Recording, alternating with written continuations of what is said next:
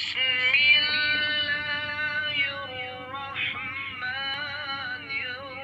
اللہ الرحمن الرحیم۔ السلام علیکم ورحمۃ اللہ وبرکاتہ۔ یا علی مدد علیہ الصلوۃ والسلام۔ شب قدر شیعہ مذہب کے مطابق 19، 21 اور 23 کی راتیں ہیں، اور 2 الحمدللہ ہم گزار چکے۔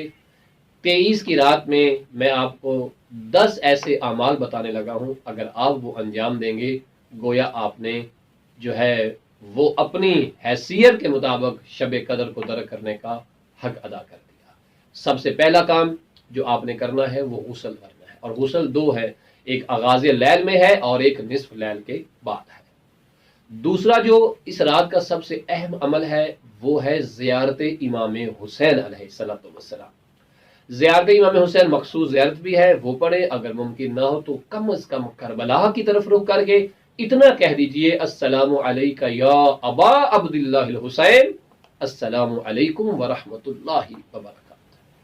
یہ شب قدر کا دوسرا اہم عمل ہے۔ تیسرا شب قدر کا بہت ہی اہم عمل جو کہ افضل ترین عمل ہے وہ ہے شب قدر کی رات میں علمی گفتگو کرنا اور سننا۔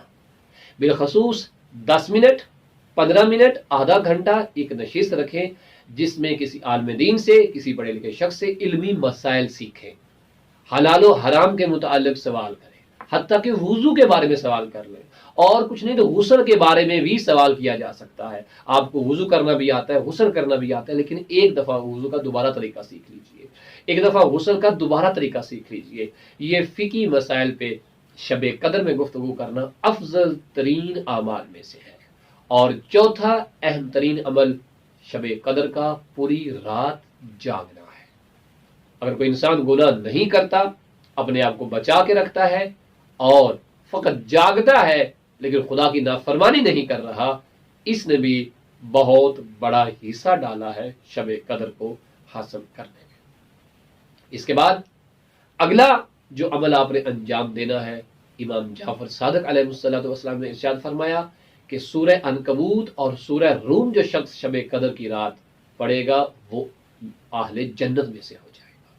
سورہ دخان کی تلاوت کیجیے، اور اس سے اگلا عمل جو ہے وہ ہے اگر ممکن ہو تو 1000 دفعہ سورہ انا انزلنا کی تلاوت کیجیے۔ اور اس کے بعد جو اگلا عمل آپ نے انجام دینا ہے وہ ہے دعائے امام زمانہ علیہ السلام۔ جو بھی دعا آپ کو آتی ہے، زیارت آل یاسین، دعائے عہد، یا مخصوص دعا اللہم اجل ولیک الفرج، اللہم کل ولیک الحجت ابن الحسن، کوئی بھی دعا، بالخصوص اللہم کل ولیک الحجت ابن الحسن، یہ دعا شب قدر میں ضرور مانگیے۔ شب قدر خاص ہے امام زمانہ علیہ السلام کے ساتھ۔ اس سے اگلا عمل جو آپ نے انجام دینا ہے، رسول اسلام صلی اللہ علیہ وسلم اور معصومین سے جب پوچھا گیا کہ شب قدر درک کرے، نصیب ہو جائے تو کیا مانگے خدا سے، فرمایا عافیت کی دعا مانگو، اللہ سے صحت مانگو کہ اس کی بندگی ہم کر سکیں۔ اس کے بعد اگلا عمل جو آپ نے انجام دینا ہے وہ ہے نماز جعفر تیار۔ بہت ہی اہم عمل ہے نماز جعفر تیار۔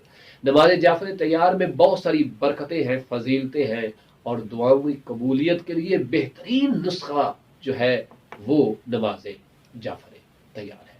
نماز جعفر تیار کا طریقہ، آسان طریقہ، تفصیلی طریقہ، اس کا لنک ہم ڈسکرپشن میں رکھ دیں گے، آپ وہاں سے استفادہ کر سکتے ہیں۔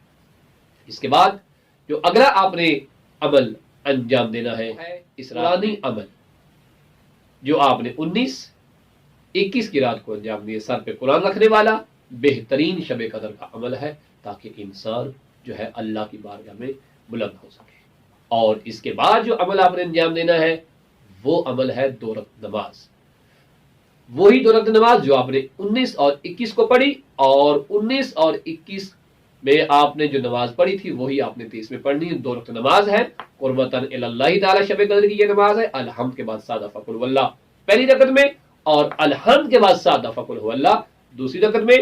آپ جائے نماز پہ جب یہ نماز مکمل کر چکے اس کے بعد 70 دفعہ کہیے استغفر اللہ واتوب الیہ۔ روایات بتاتی ہیں اب یہ شخص اپنے جائے نماز سے اٹھتا نہیں ہے، وہ ذات پروردگار اس کے والدین کو معاف کر دیتی ہے، گویا اس کے والدین جہنم میں کیوں نہ ہوں اسے نجات بخش دی جاتی ہے۔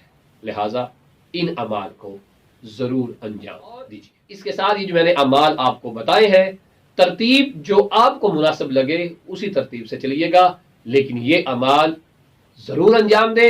ये खुलासा है अमाल का कि जो आपने करने हैं। एक वर्ग लीजिए कापी का, उसके ऊपर इन अमाल को तरतीब के साथ लिख लीजिए और जो जो अमल आप अंजाम देते जाएं उसके ऊपर टिक लगाते रहेंगे। अल्हम्दुलिल्लाह ये भी अंजाम दे दिया, अल्हम्दुलिल्लाह ये भी अंजाम दे दिया, अल्हम्दुलिल्लाह ये भी अंजाम दे दिया।